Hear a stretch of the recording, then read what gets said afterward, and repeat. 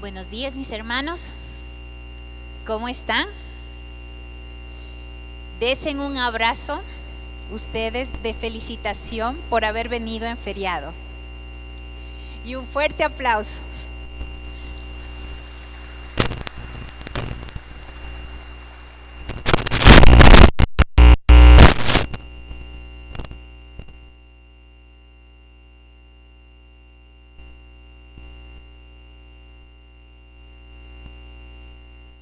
¿A quién le gusta recibir regalos? Creo que a la mayoría de nosotros nos gustan los regalos. Y hoy les voy a contar no es historia inventada, es algo que pasó hace muchos años cuando yo estaba a cargo del Ministerio de Jóvenes en la IEVI Calderón.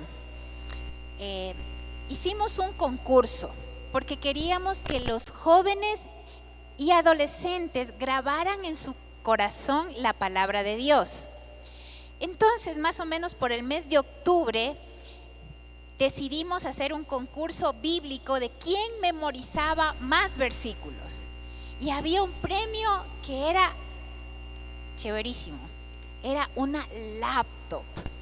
Entonces, había una lista con versículos sugeridos para memorizar. Iban pasando etapas y al final del concurso quedaron 2 jovencitos. Como ellos ya se habían memorizado todos los textos bíblicos de la lista, nosotros les dijimos, pueden memorizarse el versículo que usted quiera, pero el que dé más versículos aprendidos sin equivocarse se hará acreedor a esa laptop. Y los chicos estuvieron estudiando la palabra. Eso ya era en el mes de diciembre, empezamos en octubre.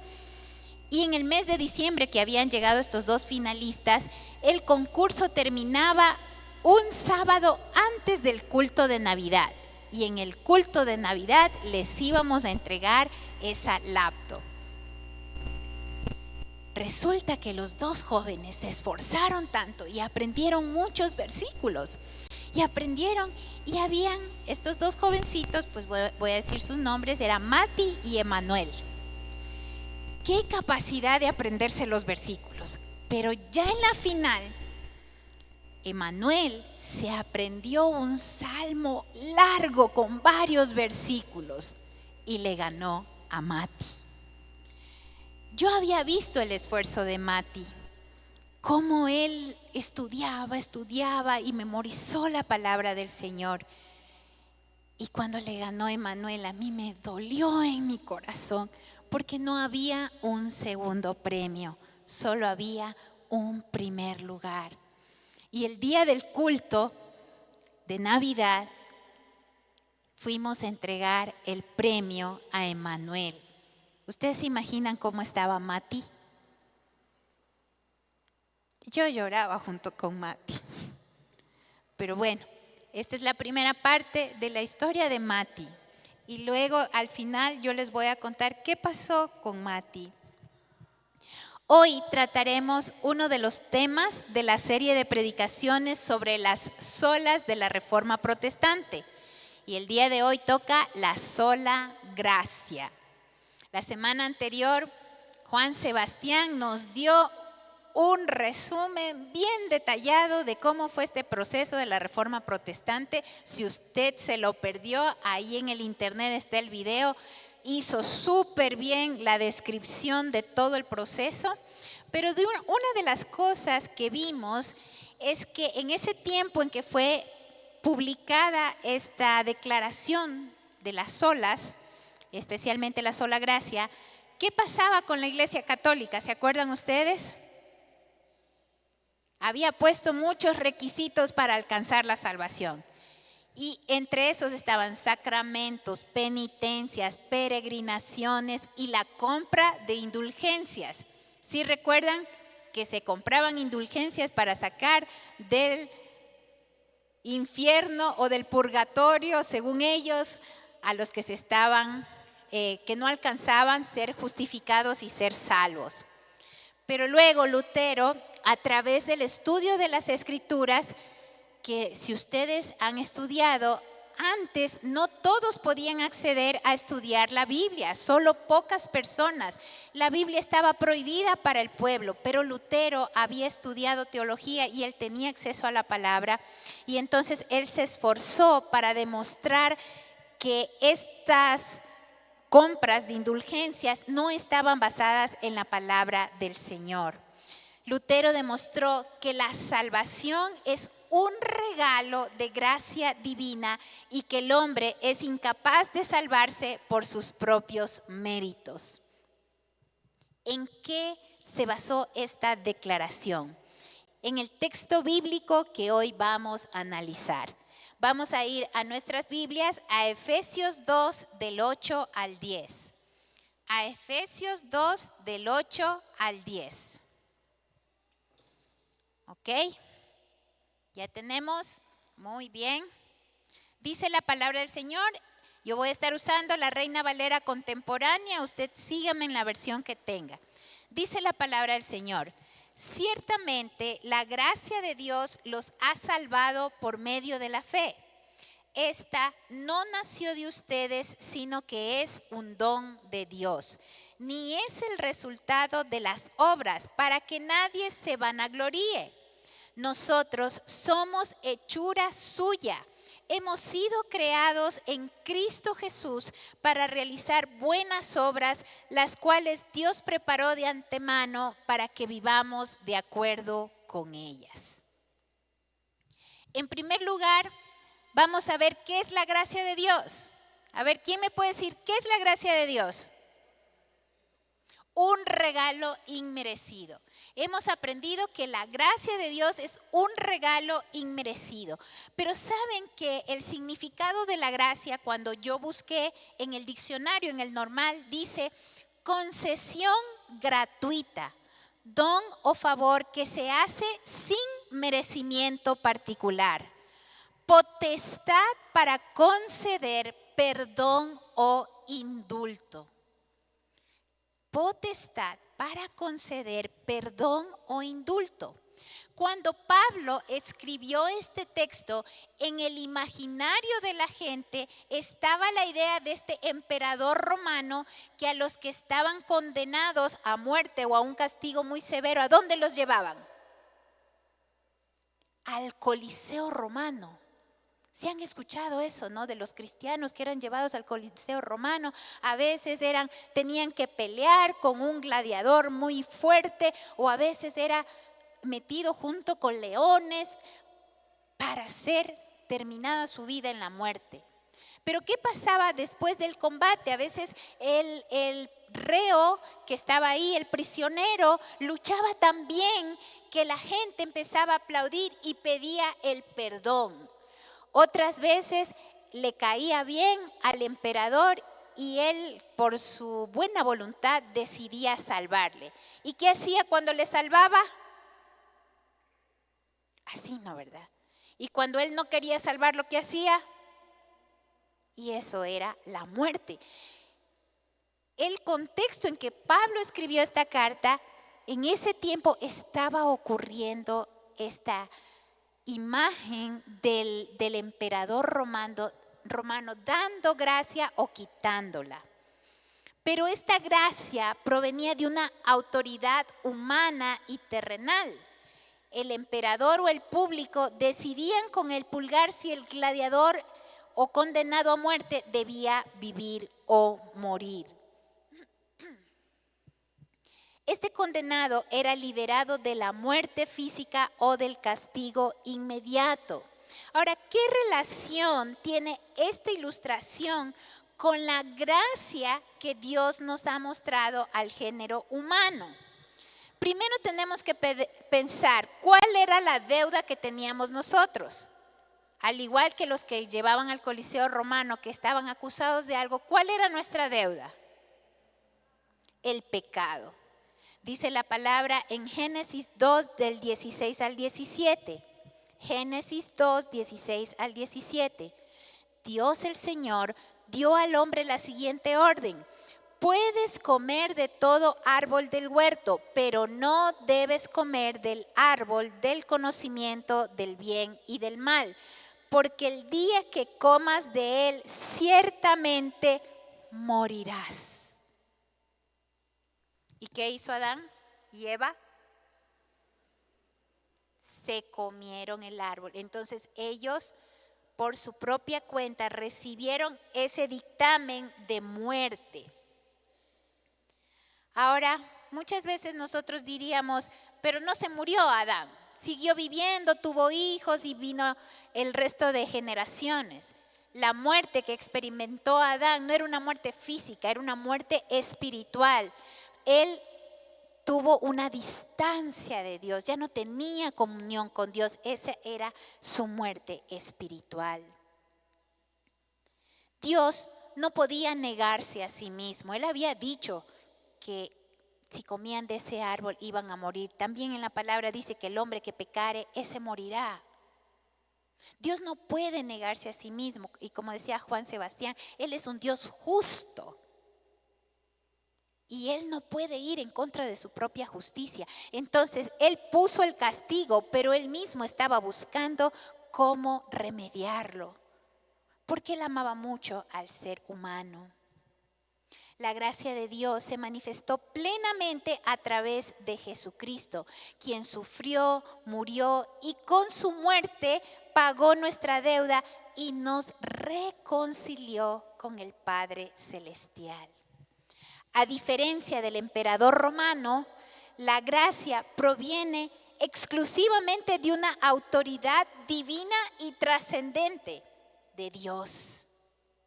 Los emperadores eran humanos y a veces no tenían corazón. Pero Dios es la única autoridad divina y trascendente capaz de perdonar. La gracia es incondicional, es un favor inmerecido. No está basada en el mérito humano, sino en el sacrificio de Jesucristo. El pecador no puede ganarla ni hacer nada para merecerla. No es que por mucho que nosotros hagamos buenas cosas, nos podemos ganar, como dicen, se ganó un escalón al cielo. ¿Sí han escuchado esa frase? Por más cosas buenas que hagamos, la única forma en que nosotros podemos ser salvos es a través de la gracia de nuestro Señor Jesucristo. El creyente es liberado de la condenación eterna y del poder del pecado. La gracia nos da salvación, justificación y perdón total de los pecados, lo cual es favor divino. No solamente como el condenado ahí en el circo romano, en el Coliseo romano, era un perdón temporal. Muchas veces estos reos regresaban a la cárcel, no los mataban, pero regresaban a la cárcel. Y por último, si los dejaban libres, algún día tendrían que morir. Pero la gracia de Dios es eterna. Él nos da salvación, justificación y perdón de pecados para la eternidad. Miren qué regalo tan grande. La gracia de Dios no es un acto arbitrario como el del emperador o de la multitud, sino un don soberano que rechaza cualquier mezcla con el mérito o la obra humana. El texto dice, esta no nació de ustedes, sino que es don de Dios. ¿Qué es don? Un regalo. Es decir, que la gracia no es porque nosotros la hayamos merecido, sino que a Dios le plació regalarnos la salvación. Ni es el resultado de las obras para que nadie se vanagloríe. ¿Qué pasaría si nosotros, por mérito propio, ganáramos la salvación? Si por dar mucha ofrenda o por ayudar a los necesitados o por servir, aquí vengo primerito a abrir la iglesia, me voy último, estoy ganando puntos con Dios. ¿Qué pasaría yo como ser humano? Es que es mi mérito, ¿sí o no? Porque así es nuestra carne. Pero no tiene que ver nada con lo que nosotros podamos hacer. ¿Para qué? para que nadie se vanagloríe, para que nadie se enorgullezca, para que nadie se crea mejor que su hermano. Como la gracia es un regalo de Dios, ni las buenas obras, ni las ofrendas, ni los actos de caridad son los que le salvan. La gloria se la lleva solo Dios, solo Dios. Pero mis queridos, aunque la gracia no nos ha costado a nosotros, la gracia no es barata. La gracia tuvo un precio. ¿Y ese precio cuál fue? La vida de nuestro Señor Jesucristo. Él tomó nuestro lugar. Él sufrió en carne propia los latigazos. Esa corona con espinas, ¿sabe quién debía llevarla? Usted, yo. Debíamos haber llevado ese castigo, pero Él se puso en nuestro lugar por amor. Es decir, que la gracia es un regalo tan precioso, tan valioso, que no podemos menospreciarla y decir, bueno, esa gracia yo no la he pedido. Como hay gente que dice, yo voy a seguir viviendo como yo deseo. Rechazamos esa gracia preciosa de Dios. Entonces, en primer lugar, hemos visto qué es la gracia. Ya tenemos claro que no solamente es un regalo inmerecido, sino también esta potestad que tenían muchos en la antigüedad de conceder el perdón y salvar las vidas. Ahora, en segundo lugar, vamos a ver por qué Dios nos dio su gracia. Y créanme, mis hermanos, que cuando yo estaba estudiando este texto, se me iban las lágrimas. Y yo le agradecí a mi esposo por haberme dado el chance de predicar esto, porque cuando estudio la palabra, la primera que el Señor le habla es a mí. Y la segunda parte del texto en el versículo 10 dice que nosotros somos hechura suya. Y cuando entro a estudiar esta palabra, este texto, dice que la palabra clave aquí es hechura. Dice, esta palabra es poema, de donde se deriva la palabra en español poema. Significa obra maestra, algo hecho o producto. El uso de este término subraya que el creyente es una creación artística y deliberada de Dios. Mire a su hermano que está al lado y dígale, eres una obra maestra de Dios. A ver, mírele, dígale, eres una obra maestra de Dios. Dios se pasó cuando te hizo. Eres un poema de amor. Créanme que a mí se me hizo el corazón chiquito. ¿Por qué Dios nos dio su gracia? Porque somos suyos. Porque Él nos hizo con demasiado amor. Solamente alguien que hace una obra con tanto amor puede decir que es una obra maestra, un poema. Somos lo mejor de su creación. Él nos hizo y le pertenecemos. Pero por causa del pecado, el ser humano perdió su posición delante de Dios. Él era lo mejor de la creación, pero el ser humano decidió darle la espalda a Dios. Pero ¿qué hace Dios? A través del sacrificio de Jesucristo nos muestra su gracia y nos vuelve a adquirir. Ustedes, este ejemplo es muy triste, pero ustedes sí saben que en la Marín se encuentran muchos objetos robados.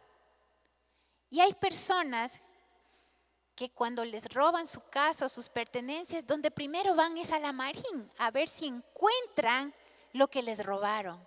Y están dispuestos a volver a pagar para recuperar lo que habían perdido. Sobre todo cuando son anillos de matrimonio, cosas muy valiosas que tienen un valor sentimental. Yo sé del caso de unos hermanos que le robaron su carro y luego los ladrones les dijeron, denos tanto para recuperar el carro. Y como era su instrumento de trabajo, ellos estuvieron dispuestos a volver a pagar. Algo así pasó con Dios. Por causa del pecado fuimos alejados de Él, pero Él estaba dispuesto a pagar más por salvarnos, por reconciliarnos con Él. En 1 Corintios 6:20, 1 Corintios 6:20 dice, porque ustedes han sido comprados. El precio de ustedes ya ha sido pagado. Por lo tanto, den gloria a Dios en su cuerpo y en su espíritu, los cuales son de Dios. Y dice el texto, hemos sido creados en Cristo Jesús. Esta forma del verbo, hemos sido creados, habla de una nueva creación y nos da la idea que esto empezó en el pasado, pero ya fue completado. No es algo que está pendiente. Dios ya nos creó nuevamente, pero esta vez nos vuelve a crear en Cristo Jesús. La frase en Cristo Jesús es la esfera o el ámbito donde ocurre esta transformación. Ya no somos más esa humanidad caída.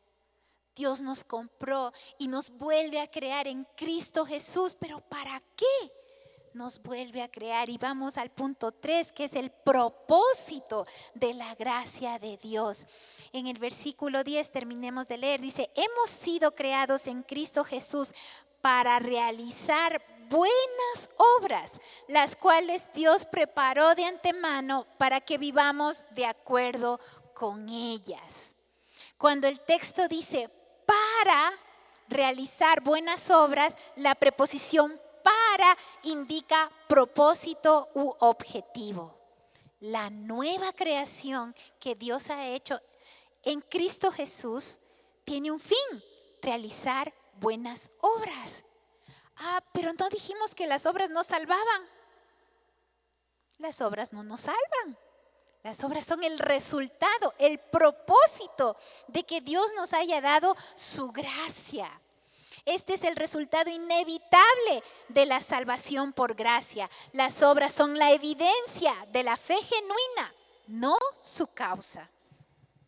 Luego dice el texto, las cuales Dios preparó de antemano.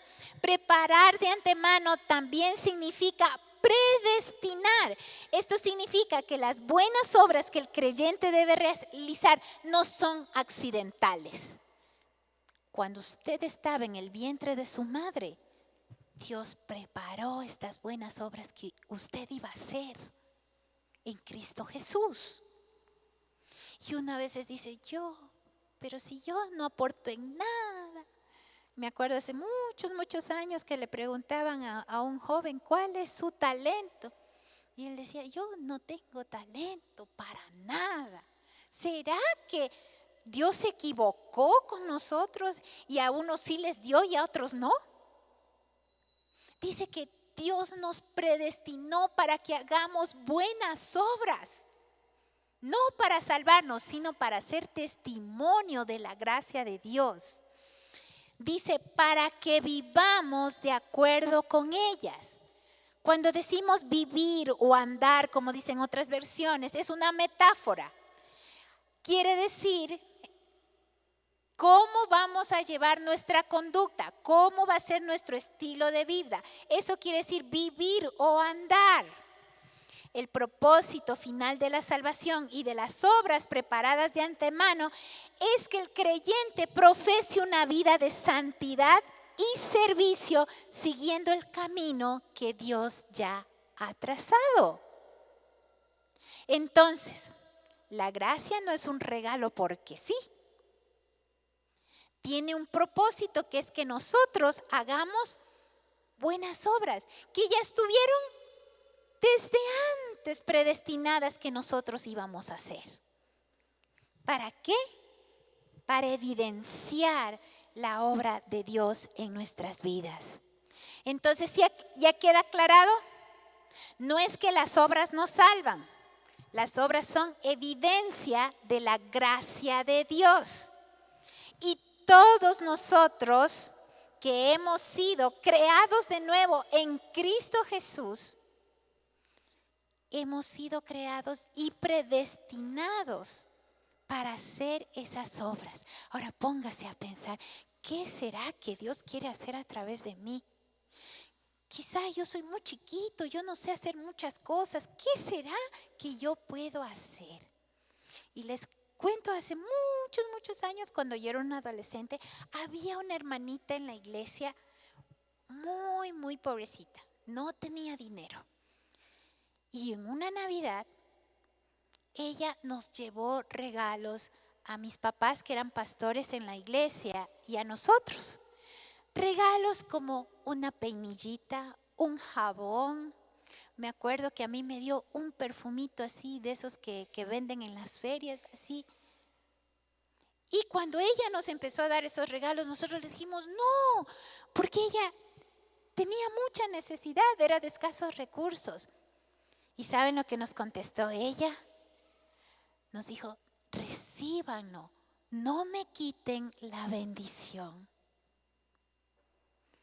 A veces pensamos que no tenemos nada que dar, nada que hacer por los demás, pero Dios no se equivoca. A veces un abrazo es bastante para alguien que tiene roto el corazón. A veces un versículo, una palabra de ánimo puede hacer cambiar que una persona tome una decisión drástica en su vida. Las obras que hacemos como evidencia de la gracia de Dios. Por último, ¿cómo debemos manifestar la gracia de Dios en nuestras vidas? A pesar de que estos versículos son muy claros en la razón y el propósito de la gracia, hoy en día hay iglesias que han tergiversado la gracia de Dios. Hay gente que dice, pero si Dios ya nos dio su gracia, nos perdonó nuestros pecados, nos perdonó los pecados de antes y los de después, entonces puedo seguir viviendo como que sin nada, pues si Dios ya nos perdonó todos los pecados. ¿Será así? ¿Qué también dicen? Es que Dios es buenito. ¿Qué me va a castigar Dios? Si Dios es bueno, Dios es amor. Y siguen viviendo, dándole gusto a la carne, ahí peleándose con los hermanos, mal genios, mal encarados, ahí tratando mal a su familia. ¿Será que eso es vivir, evidenciar la gracia de Dios en nuestras vidas?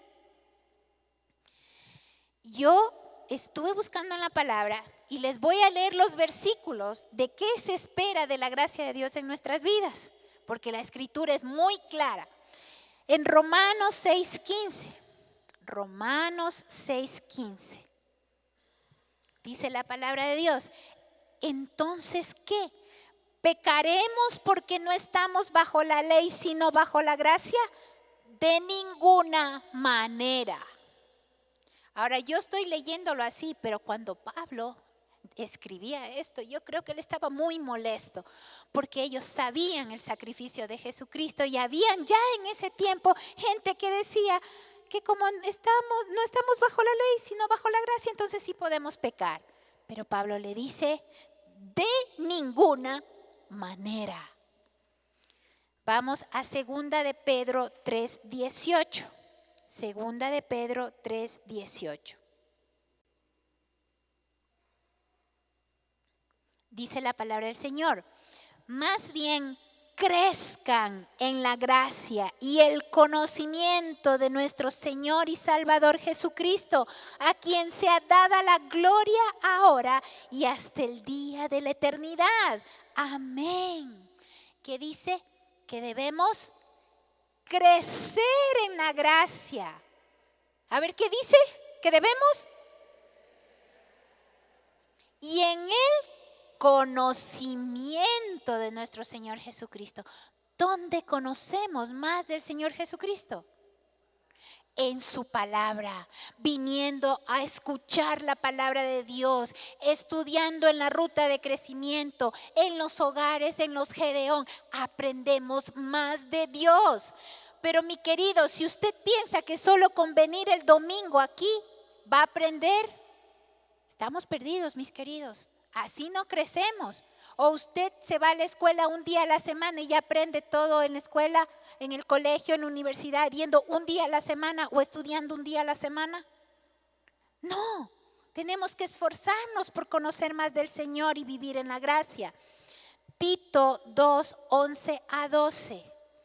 Tito 2, 11 a 12. Dice la palabra del Señor, porque la gracia de Dios se ha manifestado para la salvación de todos los hombres y nos enseña que debemos renunciar a la impiedad y a los deseos mundanos y vivir en esta época de manera sobria, justa y piadosa. Mire, dice que la gracia nos enseña a que debemos renunciar a la impiedad, a los deseos mundanos, a vivir en esta época de manera sobria, justa, piadosa. Ese es el resultado de la gracia que se evidencia en nuestras vidas. ¿Será que yo puedo decir, es que la gracia de Dios está en mí, Él me ha salvado? Y yo estoy ahí metido en los antros, tomando, fumando, consumiendo droga, como que no ha pasado nada. ¿Será? ¿Será que la gracia se evidencia en mí y yo sigo vistiéndome ahí para las hermanitas? Es que como ahorita está cara la ropa, me pongo unas faltitas hasta aquí chiquititas, con unos escotes, es que está cara la ropa, mientras más chiquita menos cuesta, ¿no? Y estamos mostrando todo. ¿Será que eso evidencia la gracia de Dios en nuestras vidas? Ahora, no estoy diciendo que nos vistamos como viejitas ahí todas, no, porque nosotros somos reflejo de la gracia de Dios, tenemos que arreglarnos, pero cuidemos del templo del Espíritu Santo y evidenciemos la gracia de Dios en nuestras vidas. Y vivamos sobria, justa y piadosamente. La gracia es el fundamento y la fuente de la salvación. La fe es el instrumento para recibirla. Porque la fe y la gracia son hermanitas gemelas. Siempre van de la manito. No hay fe sin gracia y no hay gracia sin fe. Siempre van juntas. Las obras no tienen ningún papel en la adquisición de la salvación. Son el resultado de ella, no la causa. Este pasaje es el corazón del Evangelio. Un recordatorio de que somos salvos por un amor inmerecido que no podemos ganar. Solo recibir. Solo recibir. Mis queridos, a veces como cristianos venimos trayendo de otros lados ciertos conceptos. ¿Será que hoy en día entendemos lo que es la gracia al 100%? Porque por ahí hay gente que todavía se va a la peregrinación de la Virgen del Quinche. ¿Sí han oído? Que hay algunos que se van sin zapatos, otros se van de rodillas, otros en medio cogen un látigo y se van dando. Dicen que ahora ya no tanto, ¿no? Pero antes sí, iban flagelándose como penitencias de aquí hasta el Quinche. O en Semana Santa, los que quieren también representar a Jesús y que les den latigazos porque quieren hacer mérito para ganarse el perdón de Dios, para ganarse la gracia de Dios. Y decimos, pero eso era antes. ¿Será que nosotros aquí todavía estamos haciendo cosas para ganarnos la gracia y el perdón de Dios? Yo les cuento, verá, a veces hay personas que vienen aquí el domingo religiosamente. ¿Qué significa que vienen religiosamente? No vienen porque quieren oír palabra de Dios, aprender de la gracia, crecer en el conocimiento de Jesús, sino que es que si no voy a la iglesia esta semana me ha de ir mal. Antes iban por la bendición del padrecito el domingo, ahora vienen por la bendición del pastor. Esas son obras. Hay gente que dice, no, es que yo tengo que hacer obra social y me voy a ir a la cárcel a dar de comer. Y todo. Eso es bueno. Ahí aprovechamos a hablar de la palabra del Señor. Pero si su intención no es compartir el evangelio, sino hacer mérito para que Dios le ame más y le perdone más, está perdiendo el tiempo. El hacer la obra a los más necesitados es producto de la gracia, del perdón de Dios. No es para merecer el perdón, ni para ganarme más el amor de Dios. ¿Estamos? Y hay personas que dicen, es que yo voy a servir en la iglesia. Yo conocí un caso real. Y esto es triste decirlo, pero así pasa. Hace muchos años en otra iglesia había un caballero que usted lo veía que cada cierto tiempo él venía, limpiaba las bancas, barría, y nosotros decíamos, ¿y este hermano así como qué le pasó? Y venía y nos traía alimentos para donaciones a la iglesia. Bueno, ahí mis papás eran pastores, ¿no? ¿Qué ha sabido ser? Que este señor cada cierto tiempo se pegaba a los traguitos y era cristiano. Y cuando se pegaba a los traguitos, le pegaba a su mujer. Y entonces, como él sabía que había hecho algo malo, venía a la iglesia a servir, a hacer penitencia, a limpiar todo, a dar para los pobres todo. ¿Estaba el servicio mal? ¿Estaba dar a los pobres mal? ¿Qué era lo que estaba mal? Él estaba tratando de pagar su culpa con servicio, con donaciones. Y eso es lo que no debe haber entre nosotros. La gracia es gratis, pero demanda nuestra propia vida en sacrificio a Dios. En mostrarle al mundo que esa gracia se ha hecho efectiva en nosotros, no solamente en hablar o ser cristiano aquí, recibir la gracia aquí. Cuando salgo, no hay evidencia de esa gracia afuera. ¿Quieren saber qué pasó con el Mati? Que les conté al comienzo. Como yo les amaba mucho a mis jovencitos, ustedes saben que mi debilidad son los adolescentes. Y yo le amaba mucho a mi Mati, tenía en ese tiempo unos 11, 12 añitos. Y a mí se me partió el corazón, ¿no? Entonces a última hora yo empecé a averiguar qué le gustaba al Mati. Por favor, a ver, la ñaña, los amigos, ¿qué le gusta al Mati? Y ahí me dijeron que al Mati le gustaban unos audífonos que habían salido de moda en ese tiempo, grandotes así, que también servían para los videojuegos. Y entonces ahí gestionamos y le compré al Mati el regalo, ¿no? Y entonces llegó la hora de la premiación. Y entonces vino Emanuel feliz a recibir su laptop y todo. Y el Mati estaba ahí las lágrimas, mi Mati ahí sentado, ¿no? Cuando yo le digo, Mati, venga acá. Y el Mati se queda asustado, ¿no? Y sube. Y yo le digo, Mati, este es un regalo de Dios para ti. Y el Mati me abrazó. Y hace algún tiempo le vi al Mati y cada vez que lo veo me acuerdo. ¿Y saben qué? Al Mati le faltaban los puntos para ganar el premio. Y a nosotros también nos faltan puntos. Nos faltan los puntos para recibir esos premios. Pero Dios en su gracia y en su misericordia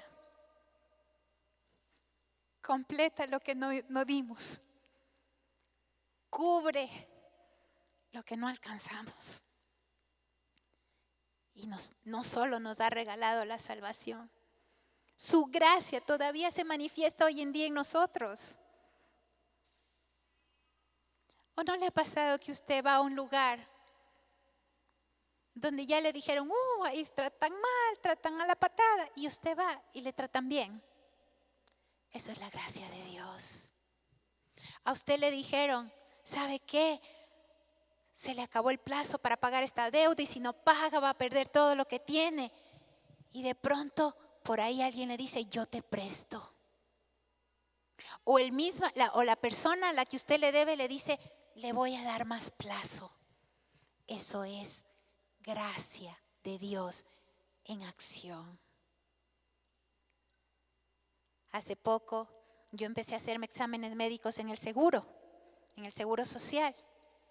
Y me dijeron, es imposible que consigas cita con algún especialista. Y saben que cuando voy a la primera consulta, la doctora que me tocó es cristiana.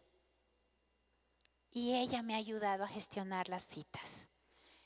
Eso es gracia de Dios. Y ahora yo quiero que tú recuerdes qué había pasado en tu vida antes de recibir la gracia de Dios. ¿Cómo estabas? ¿De dónde te sacó Dios? A veces nos olvidamos de dónde nos sacó Dios. Y yo quiero invitarte a ponerte de pie. Vamos a orar.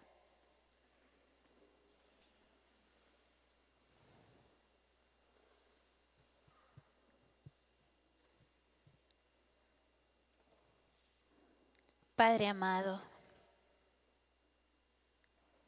¿cómo agradecerte tanto amor?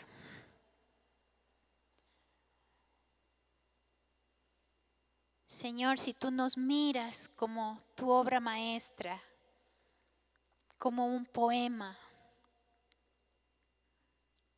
como lo mejor de la creación, y muchas veces ni nosotros nos vemos así como tú nos ves.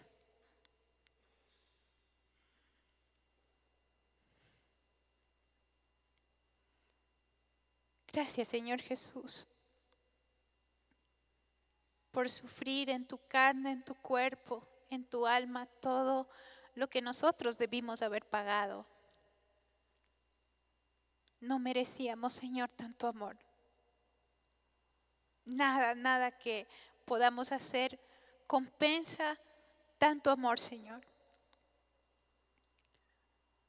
Lo único que te pedimos, Señor, es que nos ayudes a que nuestra vida muestre los frutos de tu gracia a otras personas. A que no nos olvidemos dónde estábamos de perdidos, de rotos, de heridos, antes de que tu gracia nos salvara. Si somos lo que somos, Señor, es porque nos has mirado con tu amor, porque tu bondad nos ha alcanzado, porque hemos visto pasar tu misericordia y tu bondad delante de nuestros ojos. Ayúdanos, Señor, a no hacerte quedar mal, a no menospreciar esta gracia tan valiosa que costó la vida de tu único Hijo. Toca nuestros corazones, que volvamos a ese primer amor cuando tú nos sacaste del lodo, nos sacaste del dolor, de la miseria en que vivíamos, nos limpiaste, nos pusiste ropa nueva y nos pusiste, Señor, en un lugar especial. Te amamos, Señor. Bendecimos tu nombre. Te entregamos lo único que tenemos, Señor, es nuestra vida, porque nada de lo que podamos hacer es digno de ser presentado delante de tu presencia. Te bendecimos, Señor, y te pedimos, Señor, una vez más, que nos abraces como lo hiciste hace mucho tiempo, cuando nos trajiste a una vida nueva. Te bendecimos, Señor, en el nombre de Jesús. Amén.